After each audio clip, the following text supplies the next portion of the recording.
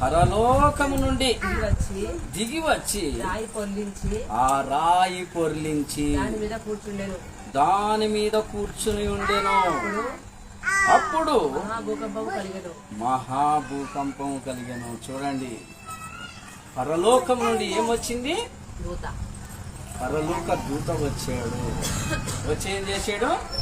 ఆ యొక్క రాతి మీద కూర్చుని ఆ రాతిని కలిపినప్పుడు మహాభూకంపం వచ్చింది. చూడండి, ఆ రాయి కూడా ఎంత పెద్దగా ఉండొచ్చు. మరి ఆ రాయి కూడా ఇంచుమించు దీని అంత ఎత్తు ఉండొచ్చు. అయితే ఒక్కరితో కాని పని అది జరపడం, కొంతమంది కావాలన్న.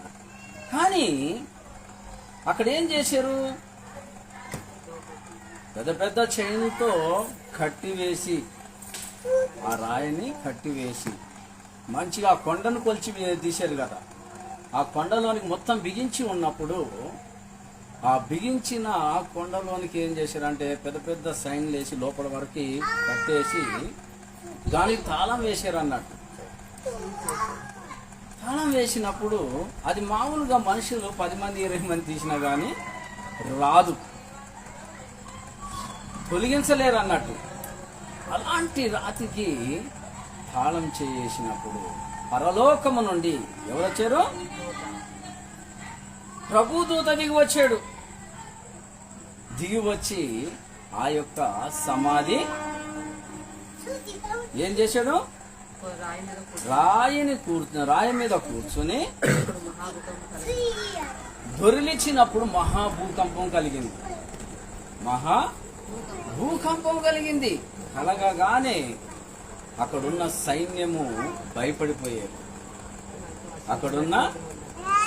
అక్కడున్న సైన్యము భయపడిపోయారు. నిజంగా కూడా మనము చూసినప్పుడు మహాభూకంపం చూసే మనము, అలాగే మొన్న కూడా మనం చూసాము. దేవుడు ఏ కాలంలో అయినా కానీ ఉన్నవాడు అనువాడు. అంటే చూడండి, సిలువ వేసిన మొన్న గుడ్ ఫ్రైడే, నిన్నగాక మొన్న గుడ్ ఫ్రైడే రోజున సిలువ వేసినప్పుడు 3 గంటలకి చీకటి అయిందంటే నిజంగానే చీకటి అయింది. ప్రతి సంవత్సరం అయింది. చూడండి, ప్రతి సంవత్సరం కూడా చూడొచ్చు మనం. మేఘాలు కమ్ముకుని వస్తాయి. మేఘాలు కమ్ముకుని వచ్చి చీకటి అవుతుంది. ప్రతి సంవత్సరం చూడొచ్చు. ఒక సంవత్సరం అని కాదు, పెద్ద గాలివాన వచ్చింది, భూకంపం వచ్చినట్టు. కొన్ని దగ్గరలో అయితే భూకంపాలు కూడా వచ్చినాయి. ఇది ట్రూత్ అన్నట్టు. దేవుడు నిజము అని ట్రూత్. ఎందుకంటే మన హైదరాబాద్ నగరం అయితే ఎట్లా వణికింది? చిగురు టాగులాగా వణికింది.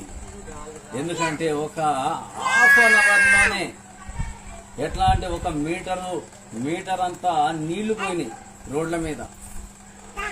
చూడండి, దేవుడు ఏ కాలమైనా సరే, ఆ కాలమైనా సరే, ఈ కాలమైనా సరే, నేనున్నాను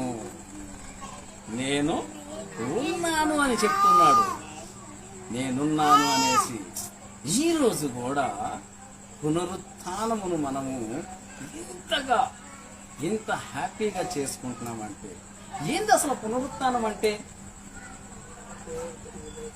అసలు పునరుత్థానం అంటే ఏంది? అంటే మరణాన్ని జయించి తిరిగి లేచినాము. మరణాన్ని జయించి తిరిగి లేచి ఎవరి దగ్గరికి వెళ్తానికి? పరలోక రాజ్యానికి వెళ్తానికి ఒక మార్గం సిద్ధం. ఎందుకంటే అప్పుడు వరకు ప్రవర్తలు రాసిన ప్రవచనాలన్నీ కూడా నెరవేర్పు. అప్పుడు వరకు ప్రవర్తలు రాసిన అన్ని కూడా నెరవేర్పు. చూద్దాం ఒకసారి, మనం వచనంలో చూద్దామా? ప్రవర్తలు రాసిన ప్రవచనాలు ఏమిటి? ఆ ప్రవర్తలు రాసిన ప్రవచనాలు ఏంది? చూడండి, యెషయా గ్రంథము 53:1 నుండి చూడండి. ఎవరన్నా? మేము తెలియజేసిన మేము తెలియజేసిన సమాచారము ఎవడు నమ్మెను? ఎవరు నమ్మారు? యెహోవా యెహోవా బాహువు ఎవనికి యెహోవా బాహువు ఎవనికి బయలుపరచబడెను? ఎవనికి బయలుపరచబడెనో లేత మొక్క వలెను లేత మొక్క వలెను ఎండిన భూమిలో ఎండిన భూమిలో మొలిచిన మొక్క వలెను మొలిసిన మొక్క వలెను అతడు ఆయన ఎదుట పెరిగెను. ఆయన యుద్ధ పెరిగెను. చూడండి, మొట్ట ఒకటి చూడమ్మా. మేము చెప్పిన తెలియబరిచిన సమాచారము ఎవరు నమ్మారు? చూడండి, యెషయా గ్రంథంలో ఆల్రెడీ రాసి ఉంది. ఏమని? యేసు ప్రభువు రాకమునుపే యెషయా ప్రవక్త రాస్తున్నాడు. యెషయా ప్రవక్త రాస్తున్నాడు. ఏమని? 53:1 ఏమంటున్నాడు? మేము చెప్పిన మాట ఎవరు నమ్మారు? యేసు ప్రభువు వస్తాడు, ఈ భూమి మీదకి వస్తాడు, వచ్చి మన పాపముల కొరకై మరణించి తిరిగి పునరుత్థానం అవుతాడు. ప్రవర్తన చేత రాయించాడు దేవుడు. అవునా? ఎందుకంటే ఈ మాటలు ఎంత శ్రేష్టమైనవో చూడండి, ఎంత శ్రేష్టమైనవో, ఎంత ఉజ్జీవం కలిగినవో, ఎంత మహత్యం గలవో చూడండి. ఎందుకంటే మేము చెప్పిన మాటలు ఎవరు నమ్మేది? ఎందుకంటే యెషయా రాసే ఉంచాడు. యెషయా రాసే ఉంచాడు. ఏమని? మేము తెలియజేసిన సమాచారము ఎవరు నమ్మారు? యెహోవా బాహు. చూడండి, యెహోవా బాహు అంటే ఎవరు? యెహోవా బాహు అంటే యేసు ప్రభువే. యేసు ప్రభువే. యెహోవా బాహు అంటే ఎవరో అనుకునే రాయంత, ఎవరో కాదు, యేసు ప్రభువారు. అంటే తండ్రి అయిన దేవుని యొక్క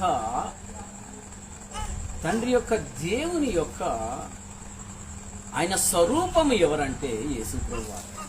బాహువు అంటే స్వరూపము. బాహు అంటే స్వరూపం అని అర్థం ఇస్తుంది. ఈ అర్థాన్ని ఎవరు నమ్మారు అని ఇక్కడ తెలియపరుస్తున్నాడు. మేము చెప్పాము, ఎవరు నమ్మారు? చూడండి, 2వ వచనం చదవండి. లేత మొక్క వలెను దేవుని ఎదుట లేత మొక్క వలెను ఎండిన భూమిలో మొలిసిన మొక్క వలెను ఆయన ఎదుట పెరిగెను. ఎవరి ఎదుట పెరిగాడు? దేవుని ఎదుట పెరిగెను. ఆయన స్వరూపమై వచ్చాడు, దేవుని ఎదుటనే పెరిగాడు. ఆయన స్వరూపమై వచ్చాడు, దేవుని ఎదుటనే పెరిగాడు. ఆయన బాహువే. మళ్ళా ఎవరో అనుకునేది, ఆయన యొక్క బాహువే. ఆయన అంటే ఆయన స్వరూపమే, యెహోవా దేవుని యొక్క స్వరూపమే. ఆయనే ఈయన, ఇంకొకరు కాదు. ఆయన బాహువే, ఆయన ఈ లోకానికి వచ్చాడు అని ఇక్కడ కరెక్ట్ గా చెప్తున్నాడు అన్నట్టు. ఏమన్నాడు? లేత మొక్క వలెను ఎండిన భూమిలో మొలిసిన మొక్క వలెను అతడు ఆయన ఎదుట పెరిగెను. అతనికి స్వరూపమైనను సొగసైనా లేదు. ఇప్పుడు యేసు ప్రభువారు స్వరూపమైనను సొగసైనను లేకుండా ఉన్నాడా? ఎప్పుడు ఇది జరిగింది? యేసు ప్రభువారికి సిల్వ వేసినప్పుడు, ఆ కొరడాలు దెబ్బలకు కొట్టినప్పుడు, ఆ యొక్క పిడిగుద్దులు గుద్దినప్పుడు, ఆయన ముఖం మీద మొత్తం కూడా ఆ యొక్క ముళ్లతో కట్టిన కిరీటం పెట్టినప్పుడు ఆయన ముఖము స్వరూపముందా? సొగసైనా ఉందా? ఆయన మాటల్లో శ్రేష్టంగా ఉండవలసిన మనిషి ఎలా ఉండాలి? ఆయన ఆశీర్వాదమును పొందినట్లుగా, ఆయన ఆశీర్వాదములో మనము ఎదిగినట్లుగా ఉన్నవాడు ఆ యేసు తండ్రి అయిన దేవుని ఎదుట ఎట్లా చిన్న మొక్కవలే పెరిగాడు. ఆయనకి స్వరూపమైన లేదు, సొగసైనా లేదు. ఎందుకంటే ఆయన రక్త చిత్తంగా మారాడు. ఆ టైంలో రక్త చిత్తమై ఉన్నాడు. ఆయన ముఖాన్ని చూస్తే ఏం కనిపిస్తుంది? ఎర్రగా రక్తమే కనిపిస్తుంది. ఆయన చూస్తే స్వరూపమైనా లేదు, సొగసైనా లేదు. చదవమ్మా. అతడు ఆయన ఎదుట పెరిగెను, అతనికి స్వరూపమైన సొగసైన లేదు.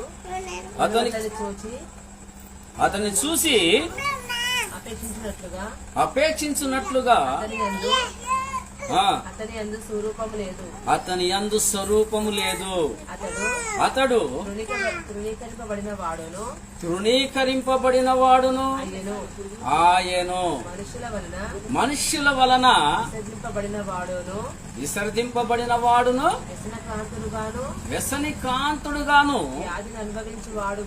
వ్యాధిని అనుభవించువాడుగాను మనుషులు చూడనున్న వాడిగాను ఉండెను. ఆయన పొందిన దెబ్బల చేత మనము స్వస్థత పొందుతున్నాము. ఆయన పొందిన దెబ్బల చేత మనము స్వస్థత పొందుతున్నాము. ఎందుకంటే ఆయనకి దేవుడు మన పాపముల కొరకు ఈ భూమి మీదకి వచ్చాడని మొదటే ఎవరు రాసించారు? ప్రవర్తలు రాశారు. యెషయా ప్రవర్త, అలాగే దావీదు ప్రవర్త కూడా రాశాడు. ఆ వచనాలు కూడా మనం చూద్దాం. దావీదు ప్రవర్త కూడా రాశాడు. ఎందుకంటే కీర్తనలు 22:14 నుండి చూసుకుంటే 18 వరకు కూడా దావీదు మహారాజు రాసినట్టు మనం చూస్తున్నాం. ఎందుకంటే ప్రవచనాలు నెరవేర్చుటకు భూమి మీదకి దేవుడు వచ్చాడు. చూసారా? నేను నీళ్ల వలె పారబోయబడి ఉన్నాను. అంటే నేను నీళ్ల వలె పారబోయబడి ఉన్నాను. నా ఎముకలన్నీ చూడండి, నీళ్ల వలె పారబోయబడి అంటే యేసు ప్రభు వారిని కొట్టినప్పుడు రక్తము నీళ్ల వలె పోయిందా? ఇదే సూచనగా చెప్తున్నాడు అన్నాడు. ఇంకేమంటున్నాడు? నా ఎముకలన్నీ స్థానం తప్పి ఉన్నవి. నా హృదయము నా అంతరంగమందు మైకం వలె మైనం వలె కరిగి ఉన్నవి. ఏమంటున్నాడు? నా ఎముకలన్నీ కూడా స్థానం తప్పి ఉన్నాయి. కొట్టినప్పుడు ఏం జరిగింది? స్థానము తప్పి ఉన్నది. చూడండి, దేవుడు ఎంతగా బాధపడుతున్నాడు, ఎంతగా ఇక్కడ దేవుడి గురించి తెలుసుకోవాలంటే ఆయన ఎముకలు తప్పిపోయి ఉన్నవి. ఒక మనిషికి దెబ్బ తగిలితేనే అయ్యో అయ్యో అయ్యో అని కొట్టుకులాడుతూ ఉంటారు. అయ్యో ఏమైపోయిందో, కాళ్ళు ఇరిగినాయి, చేతులు ఇరిగినాయి అనుకుంటా. కానీ ఇక్కడ దేవుని పరిశుద్ధ నామమును బట్టి ప్రవర్తలు ఫస్టే రాసేదన్న. ప్రవర్తలు మొదటే రాసి ఉంచి ఏం చేస్తున్నారు? ప్రతి విషయంలోనూ గొప్పగా ఆశీర్వాదిస్తున్నాడు, ప్రతి విషయమును గొప్పగా తీర్చిదిద్దుతున్నాడు. నేనున్నాను నేనే నడిపిస్తున్నాను అని సాక్ష్యం. ఇది ప్రవర్తన చేత సాక్ష్యము చెబుతున్నాడు. ముందు చూడమ్మా. నా హృదయము నా అంతరంగమందు మైనం వలె కరిగి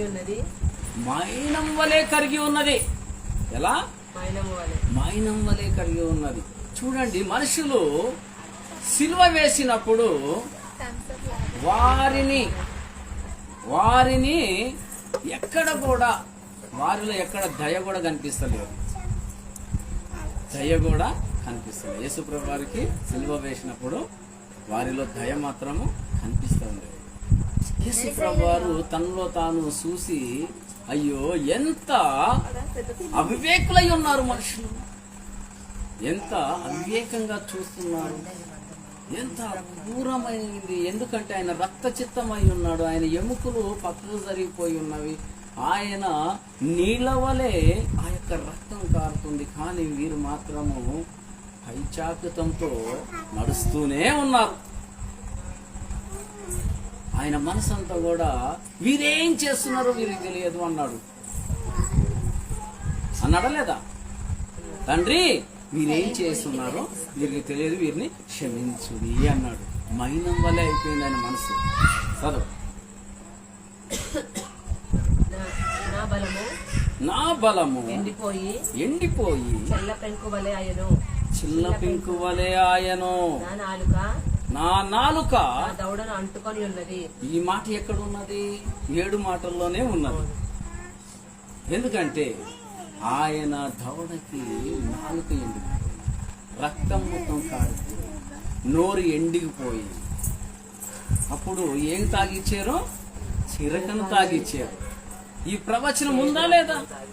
ప్రవర్తలు రాసిన ప్రవచనము నెరవేరినట్ట లేదా? అలాగే సంఖ్యాకాండము 9వ అధ్యాయము 12వ వచనం చూడండి. సంఖ్యాకాండము 9వ అధ్యాయము 12వ వచనం. వారు మరునాటి వరకు దానిలో కొంచెమైనాను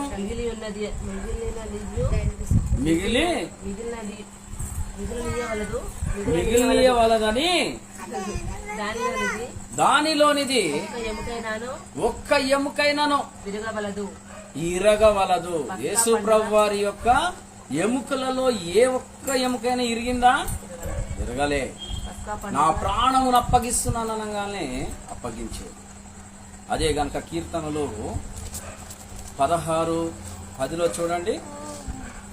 16వ అధ్యాయము 10వ వచనంలో,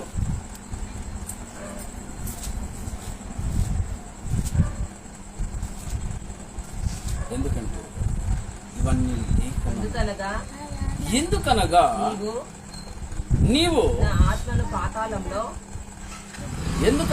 నీవు నా ఆత్మను పాతాళములో విడిచిపెట్టవు, నీ పరిశుద్ధుని కుళ్ళు పెట్టనీయవు. చూడండి, యేసు ప్రభువారిని సిలువ వేశారు. సిలువ వేసి ఆ యొక్క సమాధిలో పెట్టారు. యేసు ప్రభువారు ఎక్కడ కుళ్ళు పట్టినట్టు కానీ, ఇట్లా పురుగులు పట్టినట్టు కానీ, వాసన వచ్చినట్టు కానీ ఎక్కడ చూసినామా? లేదు. ఒకరోజు సిలువ వేశాడు, నా ప్రాణం అప్పగిస్తున్నా అని చెప్పాడు. మళ్ళా 2వ రోజు ఏం చేశాడు? ఆ యొక్క భూమి కిందకి వెళ్ళి మా పేతాలకు బోధించి వారిని కూడా తీసుకున్నాడు. ఆయన కుళ్ళు పట్టకుండానే లేచాడు. ఇక్కడ ప్రవచనం నెరవేరినట్టా లేదా? ఎందుకంటే ఈ యొక్క పునరుత్థానము విషయములలో ఎంతో శ్రేష్టంగా మనము చూడవచ్చును. అయితే చూడండి, పునరుత్థాన లేఖనాలు ఏమున్నాయి? పునరుత్థాన లేఖనాలు ఏమున్నాయో చూడండి. మత్తయి సువార్త 28:6. ఆయన అక్కడ లేడు, ఇక్కడ లేడు, తాను చెప్పినట్టే ఆయన లేచి ఉన్నాడు. రండి, ప్రభు పండుకొనిన స్థలము చూసి త్వరగా వెళ్ళి తాను మృతుల్లో నుండి లేచి ఉన్నాడని ఆయన శిష్యులకు తెలియజేయుడి. చూడండి, ఈ లేఖనం ఏం చెప్తుంది? ఆయన లేచి ఉన్నాడని ఎవరికి చెప్పమంటుంది? శిష్యులకు చెప్పమని. అలాగే మార్కు సువార్త 16:1 చూడండి. 1 నుండి 9 వరకు ఇవే ఉంటవి. విశ్రాంతి దినము గడిచిపోగా మగ్దలేని మరియా యాకోబు తల్లి అయిన మరియయు సలోమియు వచ్చి ఆయనకు పూయవలెనని సుగంధ ద్రవ్యములు కొనిరి.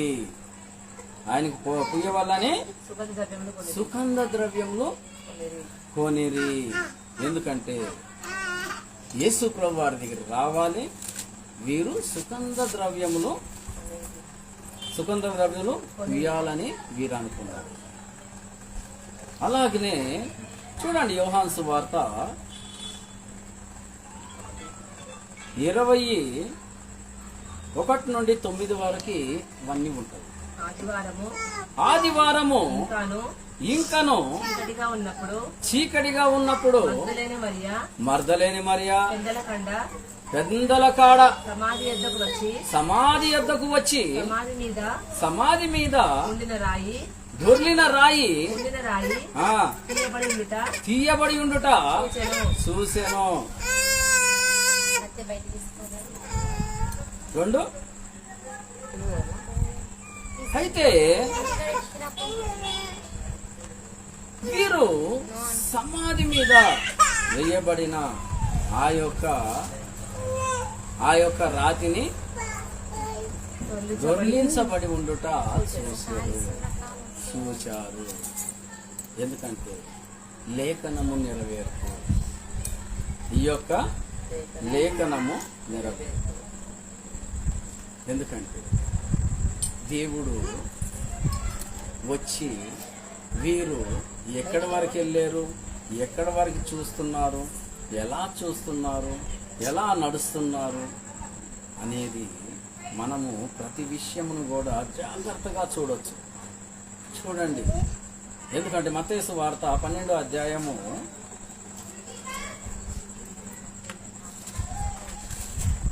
39:40 చూడండి.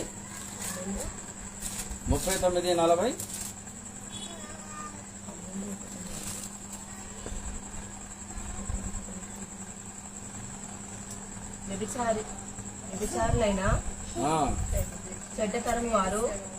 వ్యభిచారులైన చెడ్డతనం వారు సూచక్రియలు అడుగుచున్నారు. ప్రవర్త అయిన యోనాను గురించిన సూచక క్రియయే కానీ మరి ఏ సూచక్రియ అయినాను వారికి అనుగ్రహింపబడదు. యోనా 3 రాత్రింబగళ్ళు చూడండి, యోనా 3 రాత్రులు తిమింగళం కడుపులో ఎలాగుండెనో అలాగూ మనుష్య కుమారుడు 3 రాత్రింబగళ్ళు భూగర్భములో ఉండును. ఏమన్నాడు? యోనాకు సంబంధించిన ఆ యొక్క ప్రవర్త యొక్క మాట ఆయన ఎలాగైతే ఉన్నాడో అలాగనే ఆ సూచిక క్రియ తప్ప వేరొకటి ఉండదు అని దేవుడు చెప్పిన మాట, అదే మాటను మళ్ళా ఏం చెప్తున్నాడు ఇక్కడ? మనుష్య కుమారుడు కూడా 3 దినములు రాత్రి బగళ్ళు ఎక్కడుంటాడు అన్నాడు? సమాధిలో ఉండి ఏం చేస్తా అన్నాడు? ఎందుకంటే ఆయన సమాధిలోకి వెళ్ళి సమాధి కిందకి వెళ్ళి పాతాళంలో బోధించాడు ఆయన. ఒక రోజేమో శిల్వ మీద ఎక్కాడు, 2వ రోజేమో ఈ యొక్క సమాధిలో పెట్టినట్టున్నది, 3వ రోజున వెళ్ళి పాతాళములో ఉన్న పరిశుద్ధులకు బోధించినట్టు ఉన్నదా? పరిశుద్ధులకు బోధించినట్టు ఏమన్నా దిగిపోయాడు. ఎలాగైతే ఆ మత్స్యుని యొక్క యోనా ఏం చేశాడు? ఆ సముద్రంలో పడిపోయినప్పుడు ఏం మింగేసింది? తిమింగళం మింగేసింది కదా. మింగిన తర్వాత ఆయన బ్రతికున్నాడా?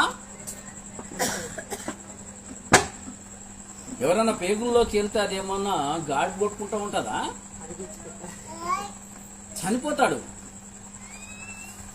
ఆయన ఆత్మ ఎక్కడ దిగిపోయింది? పాతాళములోకి దిగిపోయి దేవుని ప్రార్థిస్తుంది. పాతాళములోనికి దిగిపోయింది. మరి ఇక్కడ సిలువ వేయబడిన యేసు ప్రభువారు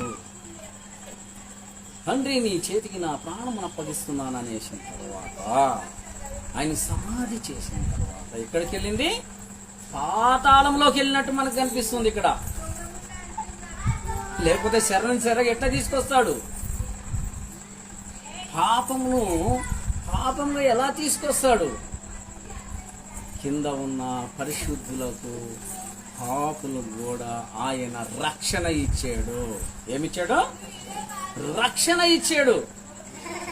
అందుకే సమాధిలోనికి దిగి వచ్చాడు అంటున్నాడు. ముందు చదువమ్మా. నినివే వారు యోనా, ఎందుకంటే యోనా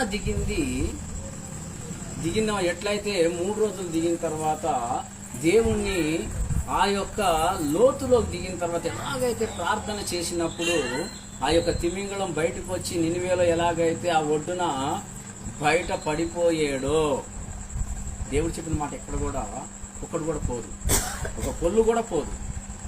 అలాగనే మన ప్రభువైన యేసుక్రీస్తు వారు కూడా పాతాళములోకి దిగిపోయి ఏం చేశాడు?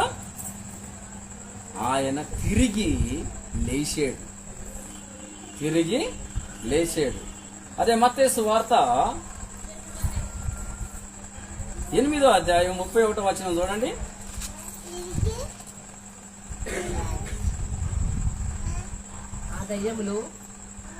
ఆ దయ్యములు నీవు మమ్ముని ఎల్లగొట్టిన ఎడల మందులోనికి పోనిమని ఆయనను వేడుకొనెను. లూకాసు వార్త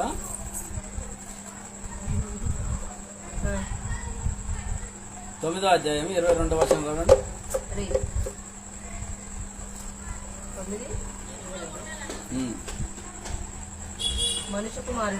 మనుష్య కుమారుడు బహుశ్రమలు పొంది పెద్దల చేతను ప్రధాన యాజకుల చేతను శాస్త్రుల చేతను విసర్జించబడి చంపబడి 3వ దినమున లేచుట అగత్యమని చెప్పెను.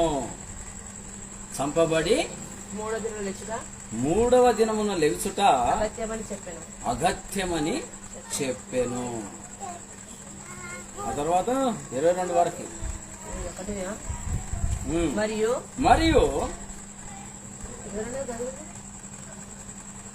అయితే 3వ దినమున తప్పక లెగుస్తామని అగత్యమని చెప్పుట జరిగినది. ఎందుకంటే మనిషి ఏడు వరకు ఉంటాడంటే లెగుస్తాడా లేదా? అవునా కాదా? లేచిన తర్వాత నిజంగా లేచాడా లేదా?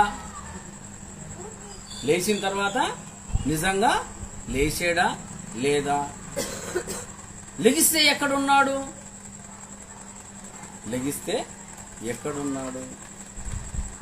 మరి మేము ఎలా నమ్మాలి?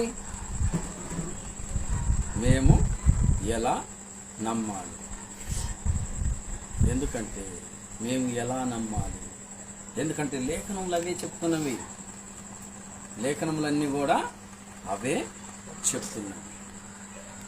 ఎందుకంటే దేవుడు పునరుత్థానము, దేవుని యొక్క పునరుత్థానం ఏం చెప్తుంది? ఆయన 3వ రోజున తిరిగి లేచాడు. ఆ లేఖనాలు ఏడున్నాయి? మత్తయి సువార్త ఇప్పుడు చూడండి 28:6 చూసినట్లయితే 6 నుండి 7, 8, 9, 10, 11 చదవండి. ఆయన ఇక్కడ ఇక్కడ లేడు. లేడు, తాను చెప్పినట్టే తాను చెప్పినట్టే లేచి ఉన్నాడు. తిరిగి లేచి ఉన్నాడు.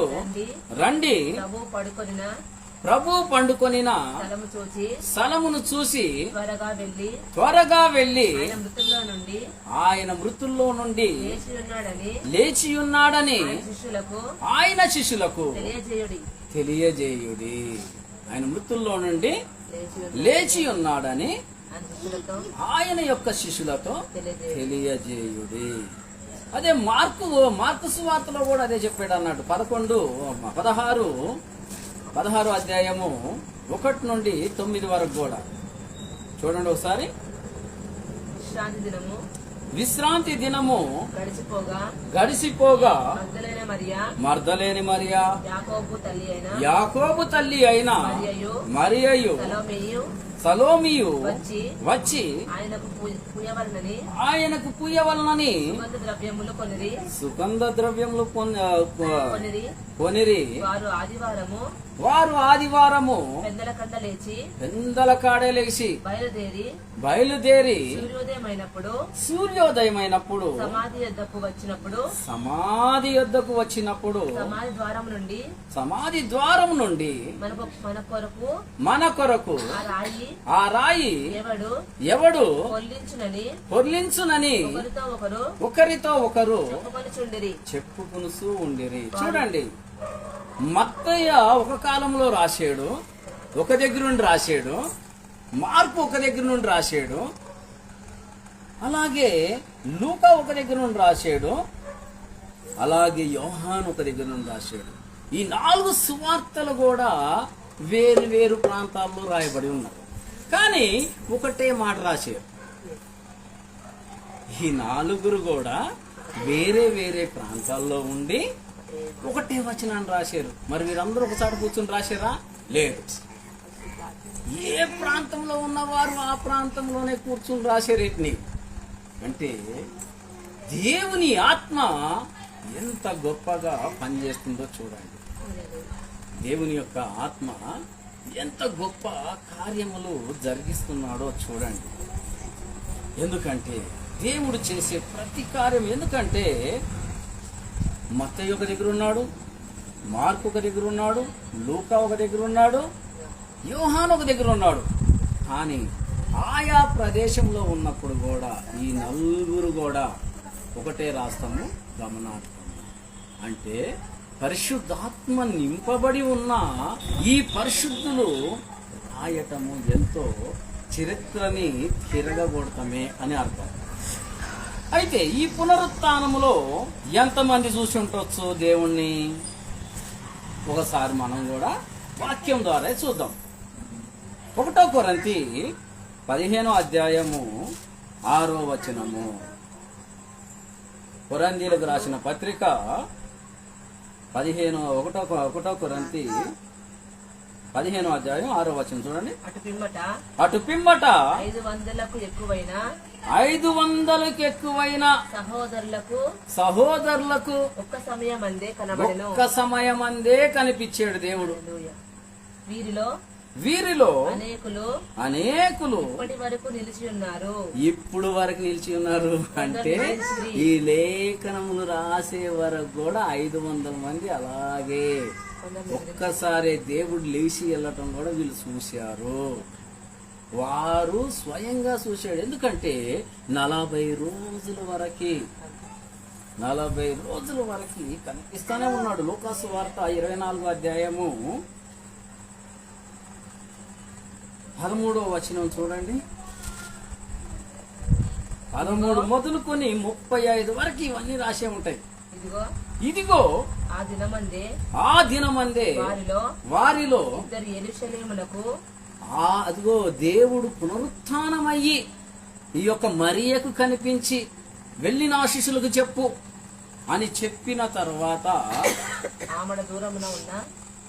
ఆ రోజే 2 మనుషులకు ఆమడి దూరంలో ఉన్న ఎమ్మాయు అను యొక్క గ్రామమునకు వెళ్ళుచు జరిగిన ఈ సంగతులు అంటే నిన్నగాక మొన్న జరిగిన సంగతులు గురించి ఒకరితో ఒకరు సంభాషించుచుండిరి. దేనికోసం మాట్లాడుతున్నారు వీళ్ళు? యేసు ప్రభువారిని సిలువ వేసిన దాని గురించి మాట్లాడుతున్నారు. నిన్నగాక మొన్న అంటే గుడ్ ఫ్రైడే రోజున యేసు ప్రభు వారికి ఎలా సిలువ వేసారో ఆ విషయాలు మాట్లాడుతున్నారు అన్నట్టు. అబ్బా, ఎంత దుఃఖము, ఎంత బాధ. అసలు ఏ పాపము చేయని యేసు ప్రభు వారిని పట్టుకుని సిలువ వేశారని ఆ మాటలు చెప్పుకుంటూ ఉండగా వీళ్ళిద్దరు వెళ్తూ ఉండగా అక్కడ జరిగిన సంఘటన వారు సంభాషించు ఆలోచించుచుండగా యేసు తానే దగ్గరకు వచ్చి వారితో కూడా నడిచాను. చూసినావా, ఇద్దరు మనుషులు నడిచి వెళ్తుంటే మూడో వాడుగా మన యేసు ప్రభు వారు వారితో కూడా నడిచాడు. అయితే వారు ఆయనను గుర్తుపట్టలేకుండా వారి కనులు మూయబడెను. ఎందుకంటే ఎవరైనా కానీ చనిపోయాడు అనుకుంటారు అప్పుడు వారికి. మరి పునరుత్థానం అయ్యాడంటానికి వీళ్ళు నార్మల్ మనుషులు, విన్నవాళ్ళు కాదు. ఎవరిన్న వాళ్ళు? అక్కడ ఉన్న వాళ్ళందరూ కూడా ఎవరైతే శాస్త్రులు ఉన్నారో, పరిచయాలు ఉన్నారో, దేవుని శిష్యులు ఉన్నారో వీరందరూ ఉన్నవాళ్ళు. వీళ్ళు నార్మల్ గా చెప్పుకుంటా వెళ్ళేవాళ్ళు అన్నట్టు. ఆయన మీకు నడుచుచు ఒకరితో ఒకరు చెప్పుకొనుచున్న ఈ మాటలేమని అడగగా వారు దుఃఖముకులై నుంచురి.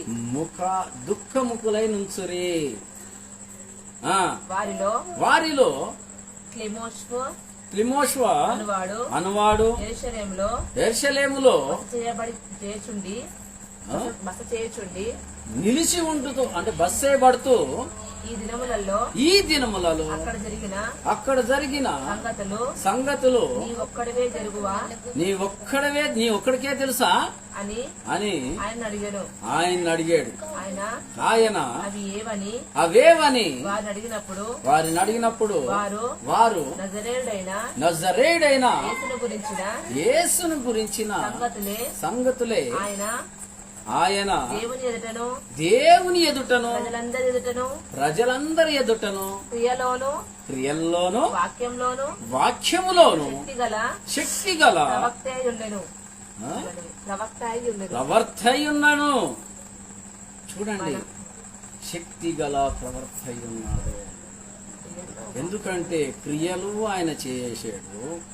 కళ్ళు లేని వాడి కళ్ళు తీసుకొచ్చాడు, జ్ఞానం లేని వాడికి జ్ఞానం ఇచ్చాడు, వివేచన లేని వాడికి వివేచన ఇచ్చాడు, నడవలేని వాడికి నడతనిచ్చాడు, మాట్లాడలేని వాడికి మాటలు ఇచ్చాడు, చనిపోయిన వాడిని తిరిగి లేపాడు కూడా. ఇంత గొప్ప కార్యములు చేయగలిగిన వాడు ఎందుకంటే ఇదే సాక్ష్యము. ఎందుకంటే అక్కడ ఒక దగ్గరికి వెళ్ళి ఉన్నప్పుడు శిష్యులు కూడా ఎలా ఉన్నారు? యేసు ప్రభు వారిని పట్టుకోగానే పారిపోయారు. ఎవరికారు పారిపోయారు భయముతో. మమ్మల్ని కూడా పంపిస్తాడేమో. అయితే యేసు ప్రభు వారు ఈ మర్దలేని మరియా వేరొక మరియాకి వీళ్ళకి కనిపిస్తవే కాదు, వీళ్ళున్న దగ్గరికి వెళ్ళి వాళ్ళ మధ్యలో కూడా నుంచున్నాడు దేవుడు. నుంచుని వారికి ప్రత్యక్షమైనప్పుడు వారు యేసు ప్రభు వారు లేచేదనేసి ఒకరితో ఒకరు చెప్పుకున్నారు. అప్పుడు తోమా వచ్చాడు. తోమా, నేను ఆయన యొక్క గాయంలో ఏలు పెట్టి చూస్తేనే నేను నమ్ముతాను అని చెప్పినప్పుడు తోమా ఉన్నప్పుడు కూడా మళ్ళా వచ్చాడు దేవుడు. వచ్చి, దా తోమా, నీ యొక్క అనుమానాలు తీర్చుకో, నా గాయాల్లో చేతులు పెట్టు. ఆయన చూసి నమ్మి గొప్ప గొప్ప అద్భుత కార్యము ఈ యొక్క ఎక్కడ కేరళలోనున్నా ఆ ప్రాంతానికి వచ్చి అక్కడ పరిచర్య స్టార్ట్ చేశాడు. ఎందుకంటే ఎప్పుడు వరకైతే దేవుడిని నిజంగా నమ్ముతావో, దేవుని నమ్మి ఎప్పుడైతే నడుస్తావో, ఆయన్ని చూశారు, నమ్మిన తర్వాత 500 మంది చూశారు. ఆయన పునరుత్థానం అయినప్పుడు, ఆయన పునరుత్థానుడయ్యి వెళ్ళినప్పుడు ఇంకా ఇన్ని గొప్ప కార్యాలు రాయబడి ఉన్నాయి. ఇంకా మన బైబిల్లో రాయకుండానే ఎంతో మంది కాలర్స్ రాసి ఉన్నారు. కాలర్స్ కూడా రాశారు. ఆ శతాబ్దంలో ఉన్న గొప్ప గొప్ప కాలర్స్ కూడా రాశారు అన్నమాట. చూడండి ఎన్ని ప్రూఫ్స్ ఉన్నాయో చూడండి.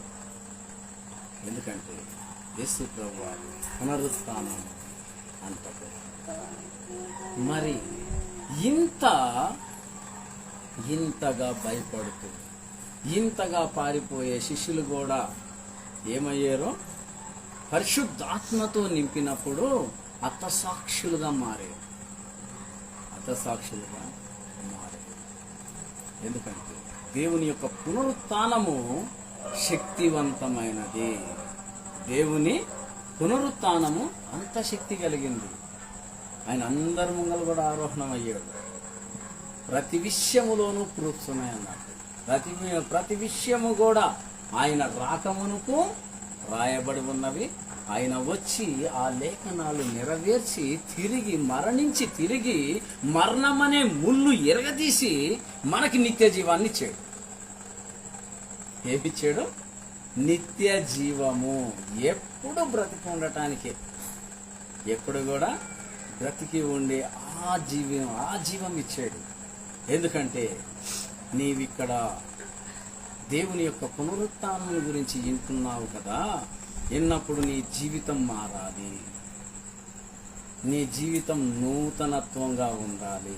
ఈ లోకమే లాస్ట్, ఈ లోకంలో ఉన్నప్పుడే లాస్ట్, నేను జీవించినప్పుడు మాత్రమే అని కాదు. ఈ జీవం తర్వాత కూడా పరలోక రాజ్యం అనేది ఉంది. ఆ పరలోక రాజ్యములో మనం కూడా ప్రవేశించవచ్చు. ఎందుకంటే అందుకే అందరికి కనిపిస్తూ ఆరోహణం అయ్యాడు. 40 రోజుల వరకు కూడా ప్రతి ఒక్కరితో కూర్చుని ప్రతి ఒక్కరితో మాట్లాడి ఆయన పరలోకానికి ఆరోహణం అయ్యాడు. అయితే నువ్వు నిజమైన దేవుని మార్గంలో నడవాలంటే నీవు చేయవలసింది ఏంటంటే నిత్య జీవమును ప్రకటించాలి. మతాన్ని ప్రకటించకు, లేకపోతే కులాన్ని ప్రకటించకు. ఏం చేయాలి? జీవ మార్గాన్ని ప్రకటించు. ఇదే లోకం కాదు, ఇక్కడే జీవించటం కాదు, పరలోకం అనేది ఒకటి ఉంది మనకి. ఆ పరలోకములో మన కొరకు ఇల్లు సిద్ధపరచబడి ఉన్నాయి. మనము అక్కడ జీవించే వారమే. ఇక్కడ ఉన్నప్పుడు మన జీవితం ఎలాగైతే ఉన్నదో ఈ పరీక్షలోనే మనం జయించాల్సింది. యేసు ప్రభు వారు వచ్చి ఏం చేశాడు? ఉన్న పరీక్షని నెరవేర్చాడు అన్నట్టు. ఎవరైతే రాశారో, పరిశుద్ధాత్మ చేత ఎవరైతే నింపబడి ప్రవర్తన చేత రాపింపబడ్డాడో అవన్నీ కూడా నెరవేర్చి పరలోక రాజ్యానికి వెళ్ళినట్టు మనం చూస్తున్నాం. ఏమన్నాడు? ఆ యొక్క కుడిపక్కనున్న ఆ యొక్క బందిపోటుతో ఏమన్నాడు? నేడు నీవు పరదేశిలో ఉంటువు అంటారు. పరదేశిలో, పరలోకంలో కాదు. పరలోకం ఎప్పుడు వస్తుందంటే పరదేశిలోకి వెళ్ళిన తర్వాత, ఎప్పుడైతే దేవుడు మధ్యాకాశంలోనికి వస్తాడో అప్పుడు తీర్పు తర్వాత పరలోకానికి వెళ్తాడు. ఇప్పుడు పరదేశిలో. ఎందుకంటే నేను పరదేశిలోకి వెళ్ళిన తర్వాతనే పరలోకానికి వెళ్తాను. యేసయ్య పరిశుద్ధ నామముకే మహిమ కలుగును గాక. ఆమేన్. రండి ప్రార్థన.